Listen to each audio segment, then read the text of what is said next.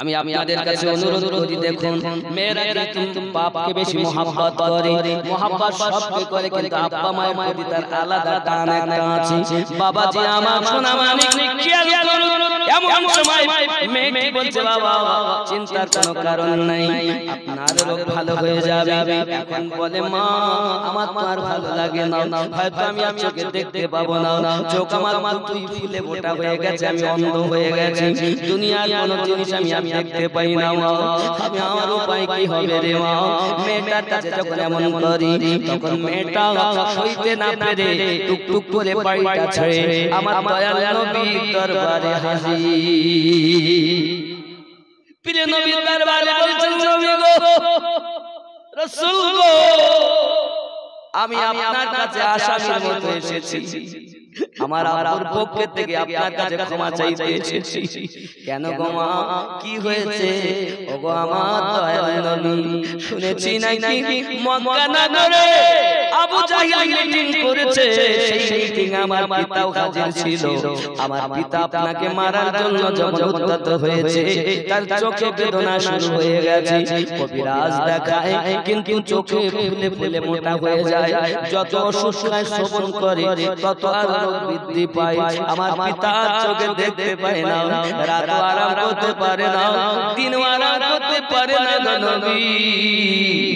তাই আমি আপনার দরবারে এসেছি, আমার আব্বুর যদি কোনো সুব্যবস্থা হয়ে যায়। আমার দয়াল নবী উম্মতের পাগল প্রিয় রাসূল আমার বললেন, ঠিক আছে চিন্তা নাই। কদম মোবারকার নিচ থেকে কিছু মাটি আমার নবী দিলেন, দিয়ে বললেন, মা যাও, আর এই মাটিগুলো তোমার আব্বার চোখে বুলাইয়া নেবে, তোমার আব্বার চোখ আল্লাহ চাই ভালো হবে। মেয়েটা এসেছে, আমার নবী পাকের চরণ ধুলি নিয়ে, আমি দুই কদমে চুমা খাবো, দুই কদমে চুমা খাবো, চরণ ধুলি মাখবো গায়ে, পাইলে নিরালা গো নবী, পাইলে নিরালা। প্রিয় নবী আমার ধুলো দিয়ে দিলেন, মেয়েটি ওই ধুলাগুলো বাড়িতে গিয়েছে, যাওয়ার পরে বলছে, বাবা বাপের ছটফটি কিন্তু কমে না, খায় না, দেয় না বাবা। এখন মেয়েটা ওই ধুলোগুলো নিয়ে আপনার পিতার চোখে এমন করে মলে দিয়েছে, এমন করে মালিশ করে দিয়েছে, যেই না মালিশ করে দিয়েছে, সঙ্গে সঙ্গে কারেন্টের মতো কাজ ফোলা কমে গেল, চোখে পিতা দেখতে আরম্ভ করে দিল। পিতা ডাক দেয়, রে মা, আজ দুই সপ্তাহ হয়ে গেল, কবিরাজ দেখালাম, কোন কবিরাজের কাজ হলো না রে মা। এ কেমন কবিরাজ, কোথায় তার বাড়ি? একবার বল না মা আমারে তাড়াতাড়ি, আমি বিপদে পড়লে, কোনো অসুবিধা হলে কবিরাজের কাছে যাও, একটু কবিরাজের বাড়ি কোথায় আমায় বলো। মেয়েটা বলে, পিতা গো, কবিরাজের বাড়ি মক্কা শহরে। মারে কবিরাজের নামটা একবার বল না রে মা। মেয়েটা বলে, পিতা নাম আপনার শুনে লাভ কি? আপনার চোখ ভালো হয়েছে, যন্ত্রণা ভালো হয়েছে, আপনার জ্বালা কমে গেছে, চোখে দেখতে পাচ্ছিলেন না, দেখতেছেন, এর থেকে নাম শুনে আপনার কাম কি? নাম শোনার দরকার নাই, বরং তো আপনি অন্য কাজে ব্যস্ত হয়ে যান। কিন্তু বাবা আমার পিতা বলে, না রে মা, এতদিন পরে আমি যে আমার রোগ থেকে মুক্তি পেলাম, আমার মনটা বড় চায় কবিরাজের নাম শুনতে হবে রে বাবা।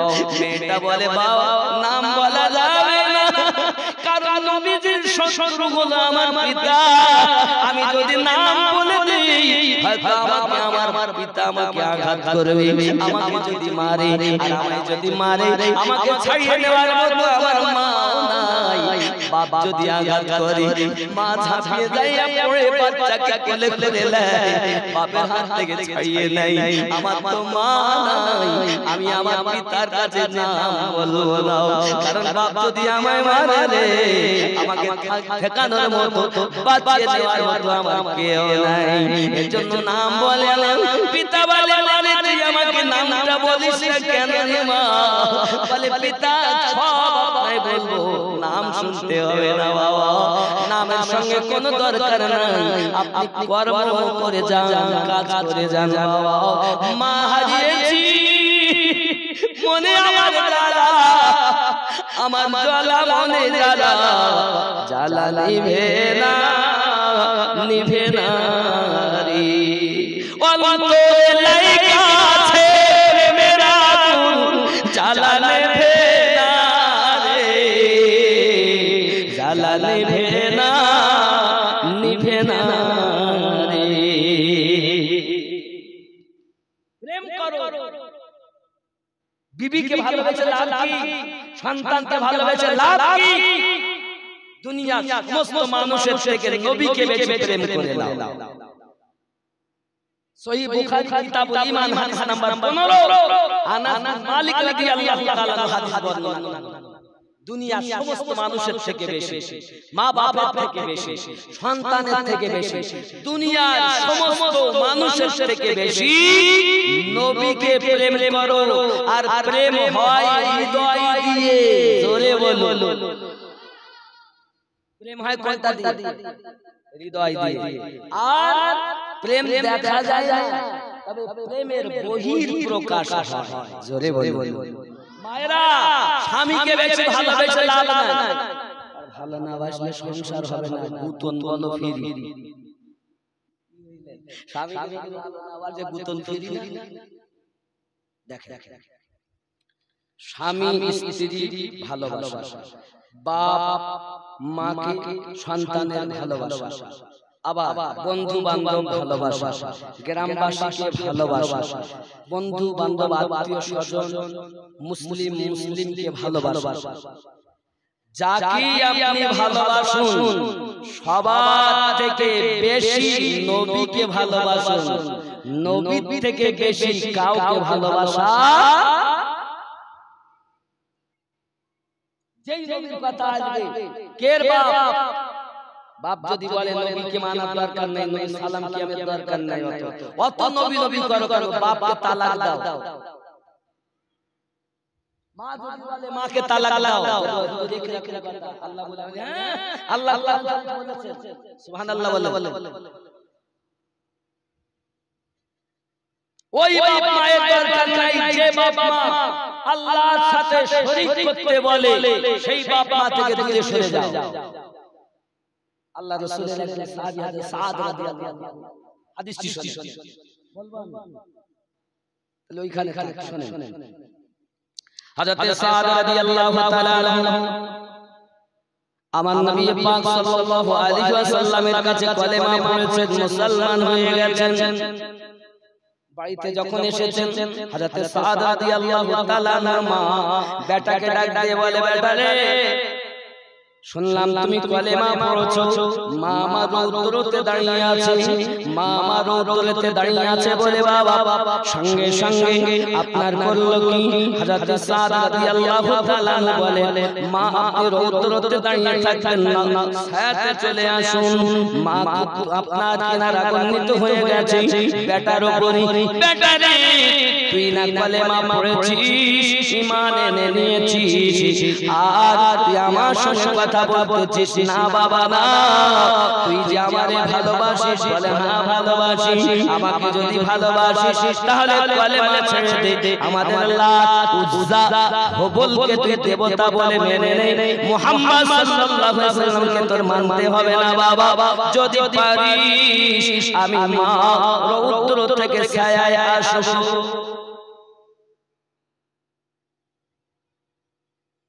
আমি যেসব কথা বলতেছি এসব কথা না, এইগুলো বাস্তব ইসলামী ইতিহাস। হযরত সাদ রাদিয়াল্লাহু তাআলা আনহু মাকে কে পানি দিচ্ছেন, মা পানি পান করে না, মাকে কে খাবার দিচ্ছেন, মা খাবারও খায় না, পান করে না, রৌদ্র থেকে ছায়ায় আসে না। বাবা রে, এই বেটা সাদ, তুই যদি ইসলাম ত্যাগ না করিস আমি তোর মা ছায়াতে যাব না, মরি এখানে মরব, তাহলে আমি এখান থেকে অন্যদিকে যাব না, কারণ মা বুঝতে পেরেছে বেটা আমাকে খুবই ভালোবাসে, আমার কষ্ট দেখলে হয়তো ইসলাম ছেড়ে দিই আমাদের ধর্মে আবার চলে আসবে।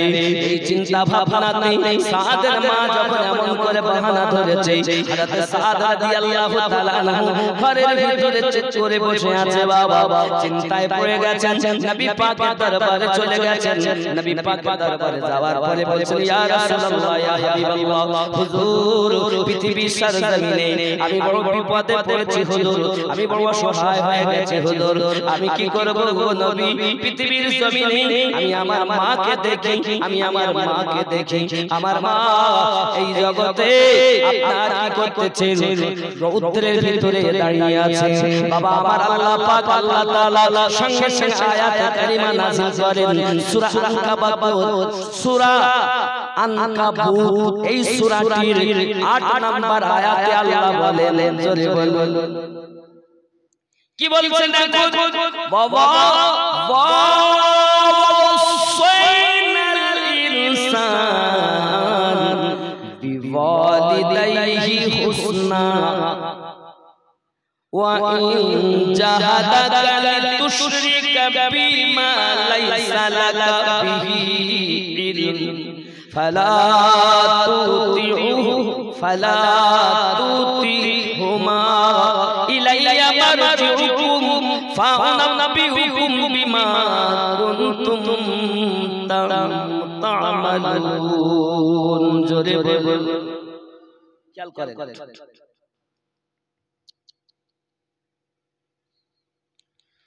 ووصينا الإنسان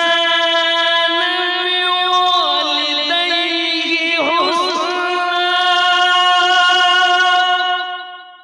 وإن جاهداك لتشرك بما ليس لك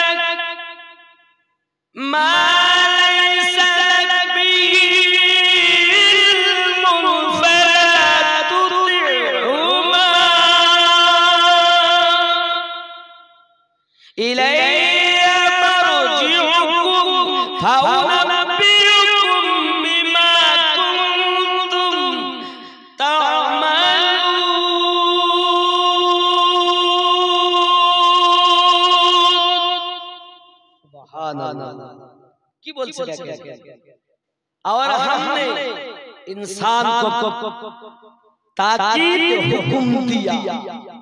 আমি আল্লাহ বলছেন আমি মানুষকে খুব গুরুত্বপূর্ণ হুকুম দিয়েছি। কি?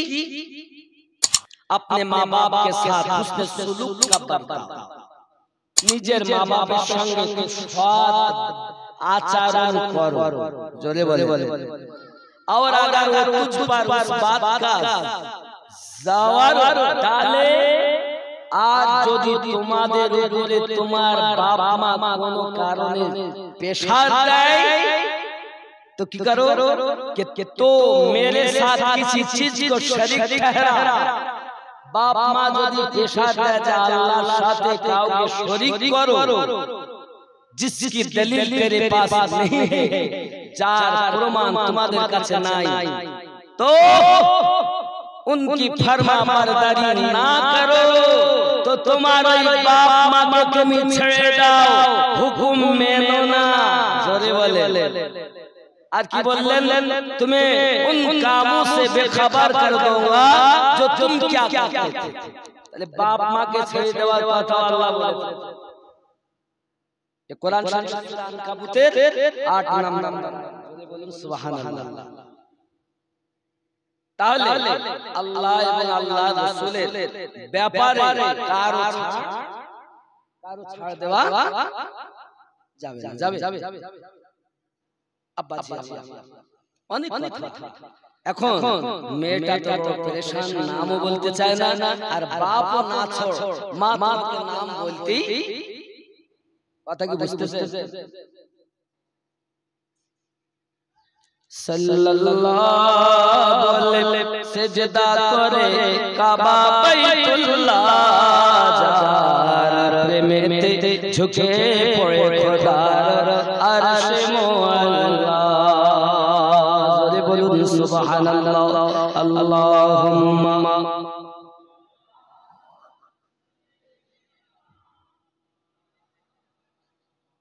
ওয়া আলা আলি সাইয়্যিদিনা। তাহলে বোঝা গেল পৃথিবীর জমিনে বাপ পেরেশান নামটা শোনার জন্য, কারণ এরকম কবিরাজ তার জীবনে দেখিনি। সেকেন্ডের মধ্যে টিপলি আলো জ্বলে, এত ওষুধ খায় কাজ হয় না, কবিরাজি করে কাজ হয় না, আর কি এসে মলে দিল চোখে, আর ব্যথা গেল, বেদনা গেল, ফোলা গেল, যন্ত্রণা গেল, পরিষ্কার দেখতে পাচ্ছে। জোরে বলেন। আপনার হলে আমারও হলে আমরাও চাইতাম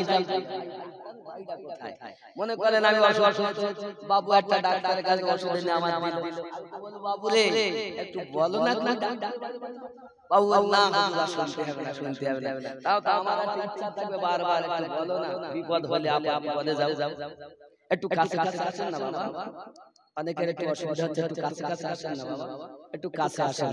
আর পড়ুন লা ইলাহা জোরে লা, আর জোরে লা ইলাহা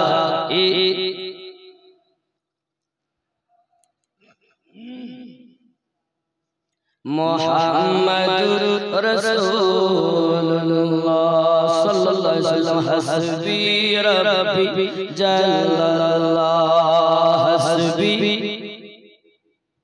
মোহাব্বত, হাসবি রাব্বি জাল্লাল্লাহ, মাফি কলবি গায়রুল্লাহ, নূর মুহাম্মদ সাল্লাল্লাহু আলাইহি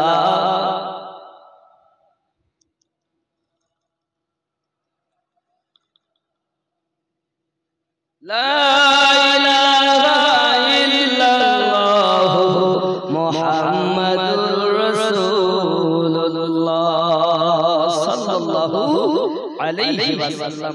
বাবা আমার মেয়েটা শুধু বলে আব্বা নাম শুনতে হবে না, আর মেয়ে কাছে তার পিতা, রাত দিন শুতে গিয়ে, বসতে গিয়ে, খেতে গিয়ে, চলতে গিয়ে একটাই রট, মা কবিরাজের নাম দাও, মা কবিরাজের নামটা বলো, মা মা। সঙ্গে সঙ্গে মেয়েটা কথা বলে, বাবা আমি আপনাকে নাম বলতে পারি, তবে আমার একটা দাবি আছে আপনার কাছে। বাপ বলে, মারে কি দাবি বলো, আমি তোমার সমস্ত দাবি পূর্ণ করব, বলো কি বলতে চাও।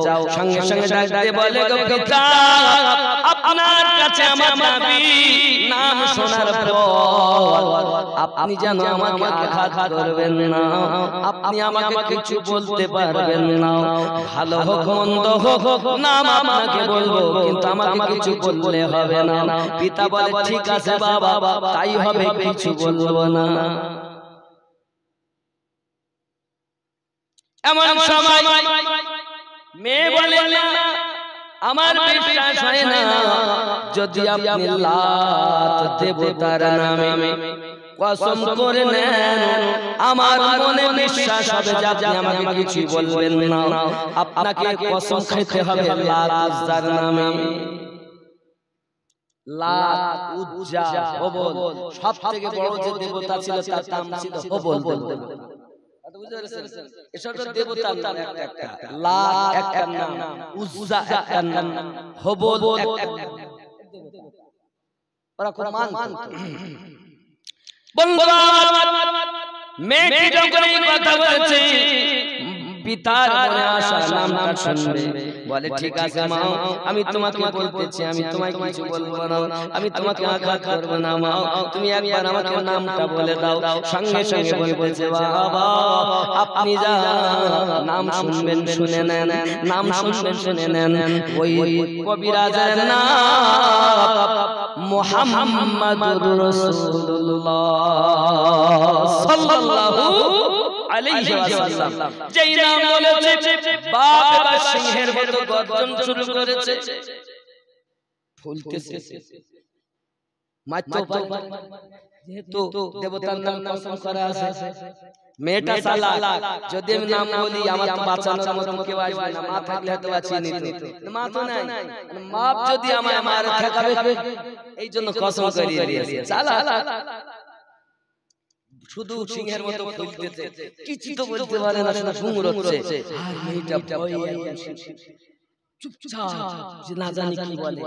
এত বড় শত্রুতা আমার নবীর সঙ্গে। বন্ধু আমার খুব খেয়াল করুন, মদিনার গোলামি আমায় দে,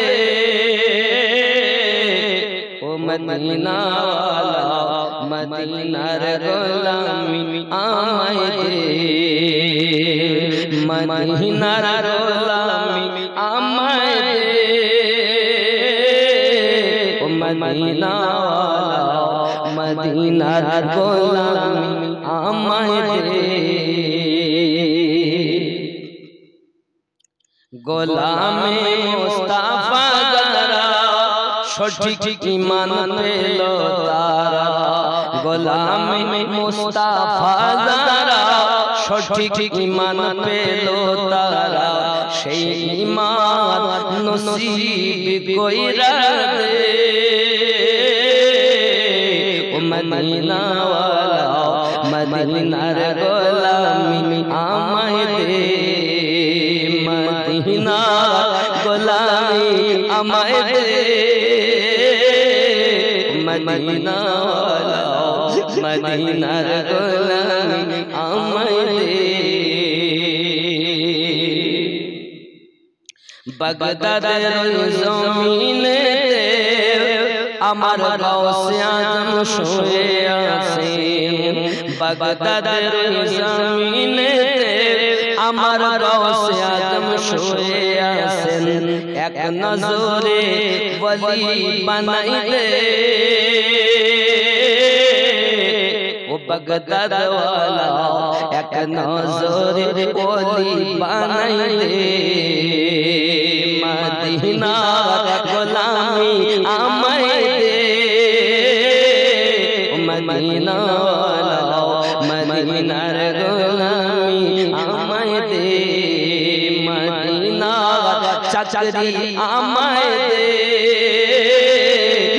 মদিনা ওয়ালা, মদিনার চাকরি আমায় দে। আপনি যেখানেই যান সব মদিনার দিকে। আল্লাহ যে দেশের কসম করেছেন, লা উসিমু বিহাযাল বালাদ ওয়া আনতা হিল্লুম বিহাযাল বালাদ ওয়া ওয়ালিদি ওয়া মা ওয়ালাদ, জোরে কোন সুবহানাল্লাহ।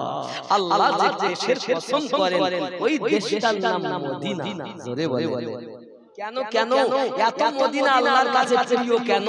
আল্লাহ বলেন মদিনায় আমার হাবিব শুয়ে আছে, তাই মদিনা আমার কাছে প্রিয়, জোরে বলে। ওই মদিনা আমার কাছে ভালো না, ভালো না, এই জন্য আল্লাহর কাছে আমরা খাই। মদিনা চাকরি আমায় দে, ও মদিনা ওয়ালা, মদিনার চাকরি আমায় দে, মদিনা গোলামি আমায় দে, মদিনা ওয়ালা, মদিনার গোলামি আমায় দে।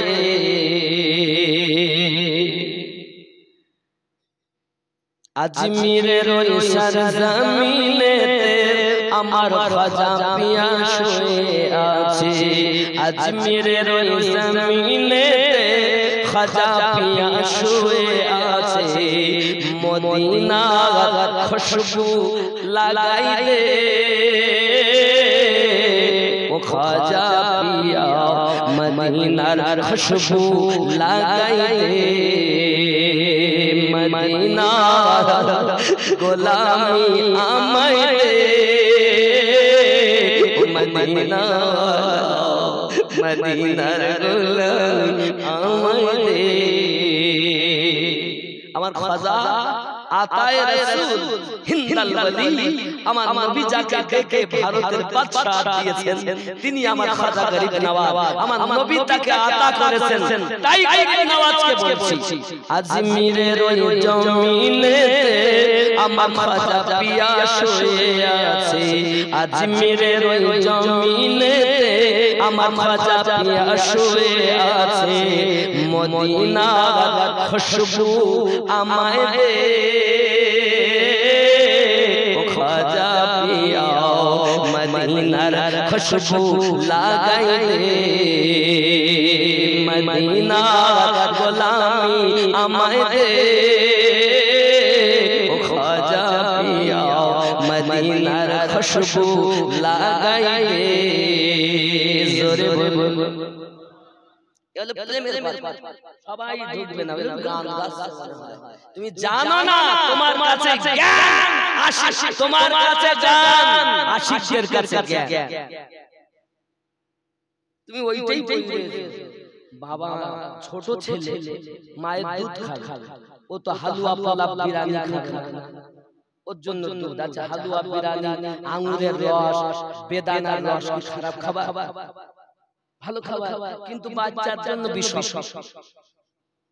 যারা ইশকের বাজারে ডুব দেয়নি তাদের জন্য এগুলো বিষাক্ত হারাম আর যারা প্রেমের ডুবুরি হয়েছে তাদের জন্য এক কোটি বাচ্চা দুপাতা পড়েছি তোমার কাছে কিতাবের বেরবে আছে যাকে তাকে আল্লামা আল্লামাল কুদ্দাহা স্টেজে আসছে তো যত ডিগ্রি সব আল্লামা আল্লামা যাকে তাকে বলা যায় যার কাছে খিজির আলাইহিস সালাম মারিফাতে ইলমে লাদুন্নি নাই তাকে আল্লামা বলা হারাম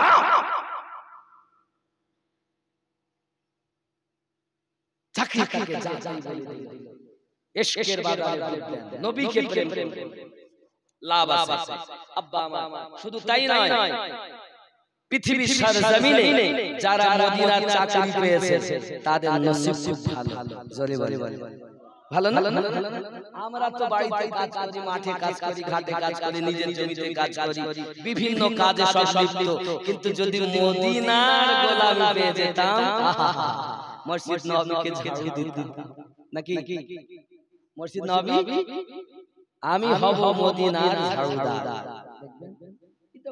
আশিক কবি লিখেছেন ওটা খুব সুন্দর লাগে আমার ভালো লাগে আমি হব মদিনার ঝাড়ুদার এই ঝাড়ু লাগায় যারা কত বাঙালি আমি দেখেছি আছে বাংলাদেশি আছে আমাদের ওই পাকিস্তানি আছে ভারতের আছে মুর্শিদাবাদের আমার দেখা আছে বাঙালি কেন তারা মদিনায় মসজিদ নববীর অপোজিট সাইডে লাইব্রেরি আছে বাবা যে কত কোটি টাকার কিতাব দিতে বলতে ঘুরিয়ে ঘুরিয়ে শেষ আব্বা আমার আমি ওখান থেকে গেলাম ওদিয়ে জিন কোন জায়গা ওদিয়ে জিন 14-15 কিলোমিটার হবে মদিনা থেকে তো আমি যাওয়ার পর ওদিয়ে জিনে আমার একটু ইচ্ছা হলো যে আমি একটু পাহাড়ে উঠব তখনকার লোকেরা বলতে হুজুর বাবা এখানে ওঠা যাবে না সরকারের পক্ষ থেকে নিষেধ আছে এটা হলো জিনের আড্ডা ওদিয়ে জিন মানে জিনদের আস্তানা এখন আমাদেরকে ড্রাইভাররা দেখাচ্ছে যে বোতলে পানি নিয়ে বোতল রেখে দিয়েছে তো গড়ি চলেই যাচ্ছে মদিনা মানে ধাবিত মদিনা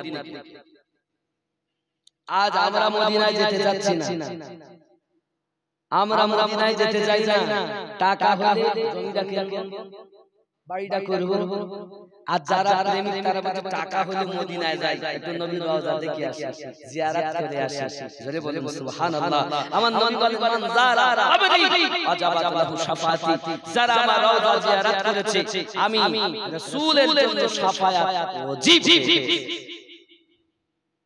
তা বোতল অটোমেটিক দৌড় মেরে যাচ্ছে দেখলাম আবার ধরে আবার ছাড়লাম কি অবস্থা গাড়ি ড্রাইভার খালি গাড়িটা স্টার্টে আছে পিকআপ থেকে পাশ হরিয়ে দিয়েছে খালি এটা ধরে আছে, স্টিয়ারিংটা ধরে আছে, আর চলি যাচ্ছে গাড়ি 70-80 তে চলতেছে রানি, পিকআপে পা নাই। কোন দিকে আসছে জানেন? ও মদিনার দিকে আসছে। জোরে বলে, তুমি মদিনায় না যাও, যারা মদিনা চেনে তারা মদিনারই পাগল হয়। জোরে বলে, তুমি চেনো না তাই বোঝো না। আব্বা আমার ওয়াদিয়ে জিন বড় ভালো জায়গা। তো আমি ছিলাম, আমার পুত্র ছিল, আমার বিবি ছিল, আমরা 5 জন ছিলাম, আব্বা মা ছিলেন, যাই হোক 5 জন। এখন দেখা গেল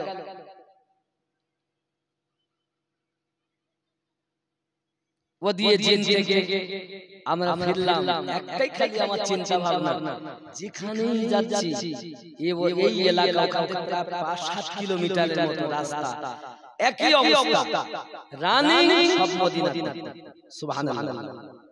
তারপরে আবার স্বাভাবিক যেমন, কিন্তু ওই 5-7 কিলোমিটারের মতো ওইরকম মদিনা দিকে।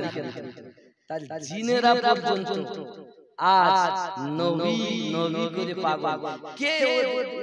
কে চালাচ্ছে বোতল, কে চালাচ্ছে গাড়ি, যতটা মানুষ গিয়েছে নিশ্চিত আপনারা অনেকে গেছেন দেখবেন। আমার আশ্চর্য কিভাবে হয় এত ভারী গাড়ি, গাড়িটা এরকম জোরে চলছে, বিনা পিকআপে খালি স্টার্টে আছে, এত জোরে ঠেলে নিয়ে যাচ্ছে। এটাই তো আল্লাহর খেলা। জোরে বলেন সুবহানাল্লাহ। মানুষ তোমরা আমার নবী চিনলে না, দেখো যারা চেনে তারা বোঝে, যারা বোঝে না তারা কেনও না, বোঝেও না, পাগলের মতো শুধু নবী নবী করে কিন্তু আসল জায়গায় ঘাটতি। যাই হোক বাবা, মদিনা শরীফ থেকে আমরা 8 দিন থাকলাম, 9 দিনের দিন আমাদের বিদায় নিতে হয়েছে। তো সোনার মদিনা, হায় হায় হায়, সাহাবায়ে কেরাম রাদিয়াল্লাহু তাআলা আলাইহিম আজমাইনদের মধ্যে দ্বিতীয় খলিফা ওমর ফারুক রাদিয়াল্লাহু তাআলা ওই মসজিদ নববীর মধ্যে শহীদ হয়েছিলেন। শুধু তাই না, মসজিদ নববীর পিলিয়ারের উপরে 12 ইমামের নাম লেখা আছে। কয় ইমাম বললাম? 12 ইমাম। আমার কথাগুলো বোঝেন বাবা, এই কথা সব জায়গায় আপনি পাবেন না, ভালো করে বোঝেন। 12 ইমাম। 1 নাম্বার ইমাম মাওলা আলী, 2 নাম্বার ইমাম হযরত হাসান পাক, 3 নাম্বার ইমাম হুসাইন পাক, 4 নাম্বার ইমাম জয়নুল আবেদিন পাক, 5 নাম্বার ইমাম মুহাম্মদ বাকর পাক, 6 নাম্বার ইমাম মুহাম্মদ জাফর সাদিক পাক। জোরে বলুন সুবহানাল্লাহ। কটা হলো? আরে আসল ইসলামের ইমামের কথা বলতেছি, তোমার মসজিদের ইমাম আসল ইমাম না, সব ডুপ্লিকেট। দাখোদা মসজিদের বলো, বসিরহাটের বলো, तमाम দুনিয়ার ইমাম বলো, সব কি আছে ভিতরে আল্লাহই জানে। হাকিকাতে ইমাম যারা তাদের কথা বলতেছি শোনো। এই ইমাম আমি বানাই নাই, নবী বানিয়ে গেছেন। জোরে বলো। কটা ইমামের কথা বললাম? 6টা। 7 নাম্বার ইমাম আলী রাজা, 8 নাম্বার ইমাম তাকি আলী, 9 নাম্বার ইমাম নাকি আলী, 10 নাম্বার ইমাম মুসা কাজিম, 11 নাম্বার ইমাম হাসান আসকারি, 12 নাম্বার ইমাম মেহেদী আলাইহিস সালাম, যিনি এখন আসেননি, আসবেন। জোরে বলুন। ইসলামের আসল রূপ হলো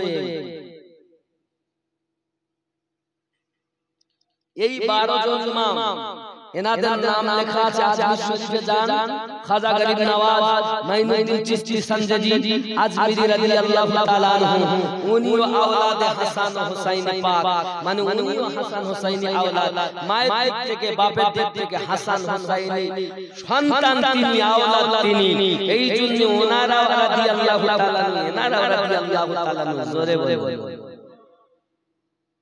শুধু খাজা মাইনুদ্দিন রহমাতুল্লাহ তে পড়ে রয়েছে, ভালো করে তপস্যা করে দেখো, হযরতে আলীর রক্ত এনার দেহেতে বইতেছে। জোরে বলে।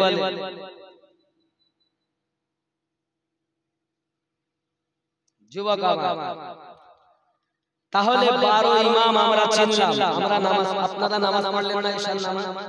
পড়েননি বাবা? পড়েছেন? হ্যাঁ বলে।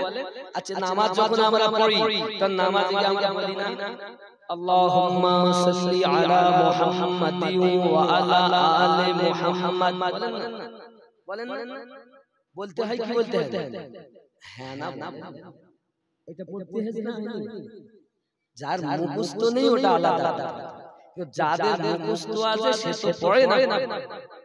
হ্যাঁ বলে অনেক কিছু জানে না, গিয়েছে নামাজ শিখতে গেছে, কেবল শিখছে, সে যা জানে তাই। কিন্তু যারা জানে তারা তো বলে আল্লাহুম্মা সাল্লি আলা মুহাম্মাদিন ওয়া আলা আলি মুহাম্মাদ। এর মানে কি? আল্লাহুম্মা সাল্লি আলা মুহাম্মাদ, আয় আল্লাহ দরুদ বর্ষিত হোক, নাজিল হোক মুহাম্মদ সাল্লাল্লাহু আলাইহি সাল্লামের উপরে, ওয়া আলা আলি মুহাম্মাদ এবং নবী পাকের আলে পাকের উপরে। আলে পাক কারা?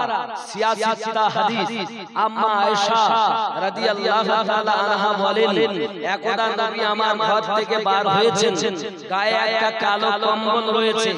হঠাৎ জাআল হাসান এসেছেন, নবী তাকে ভিতরে ঢুকিয়ে নিলেন। ইতিমধ্যে হোসেন পাক এলেন, তাকেও ভিতরে নিলেন। ইতিমধ্যে হযরত খাতুনে জান্নাত এলেন, নবী তাকেও কম্বলের ভিতরে নিলেন। ইতিমধ্যে মাওলা আলী পাক এলেন, তাকেও নবী ভিতরে ঢুকিয়ে নিলেন। নবী হাত তুলে বলছেন, আল্লাহ আমি এদেরকে ভালোবাসি, তুমি এদেরকে ভালোবাসো। আয় আল্লাহ এদেরকে যারা ভালোবাসে তাদেরকেও ভালোবাসো। আল্লাহুম্মা হাউলাই আহলু বাইতি, আয় আল্লাহ এরাই চারজন হলো আমি নবীর আহলে বায়াত। জোরে বলে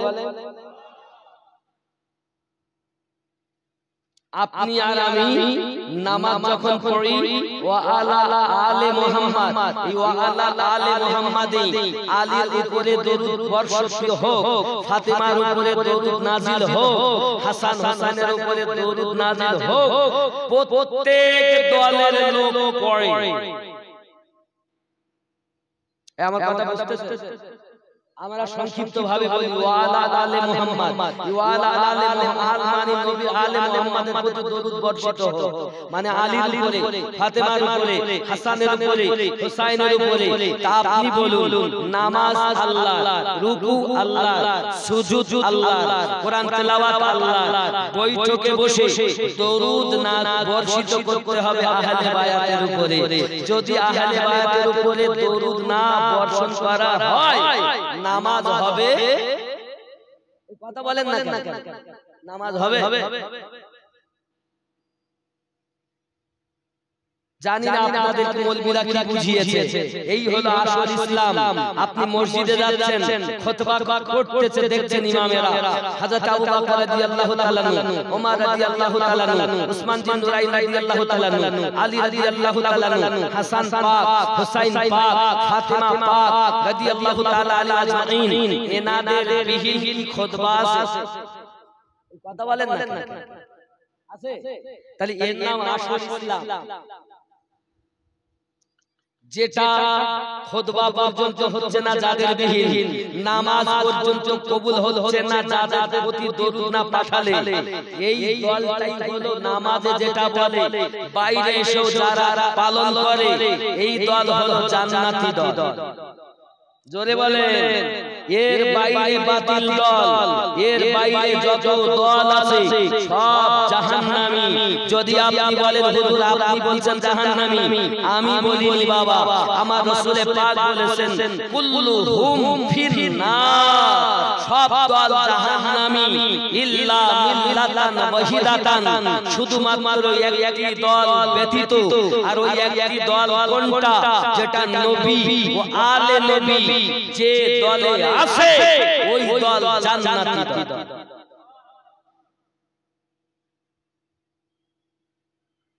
অনেকে দেখবেন আলী কাদের গো এই কেটে কথা বলতে অনেকের ভালো লাগে না, জীবনী বলতে খুব ভালো লাগে, খুব ভালো লাগে। আর একটু আসল কথা বলতে তো ভালো লাগে। এগুলো ইসলামের ভিত। আজ ইউটিউব খুললে আমাদের শেষ করে দিচ্ছে আমার মতো মৌলবীরা, ঠিক না বলেন? আমরাই খারাপ, আপনাদেরকে শেষ করে ফেললাম। এক মৌলবি স্টেজে উঠেছে ও যে রমজানের মতো বল খেলি গেল, মানে পাবলিক হলো বলে যে যখন উঠেছে ওর মতো ও লেপিয়ে হেপিয়ে ঠিক আছে। তখন বলতে যে হুজুর তো ছবি বলল, হুজুর তো ঠিকই বলেছে, আমারও চাই চাই ভক্ত হয়ে গেল। কিন্তু আমিনুদ্দিনকে ভালোবেসে লাভ নাই। ইসলাম আল্লাহ দিয়েছেন প্রচারক নবী, নবী যেভাবে প্রচার করেছেন যদি এই স্টেজের বক্তা সেইভাবে বলে সালাম তাকে, আর যদি তার বাইরে বলে জুতার মালা মারাই দিয়ে স্টেজ থেকে নামা। ওয়াজ হলো সমাজের যেমন উপকার, এই ওয়াজ হলো সমাজের ফিতনা। কথা কি বুঝতে? তাহলে নবী আলে নবী যাদের মধ্যে আছে গাউসে পাক আব্দুল কাদের জিলানী গিলানী হুজুর, উনি হাসান হুসাইনি আওলাদ, গরিব নওয়াজ হাসান হুসাইনি আওলাদ।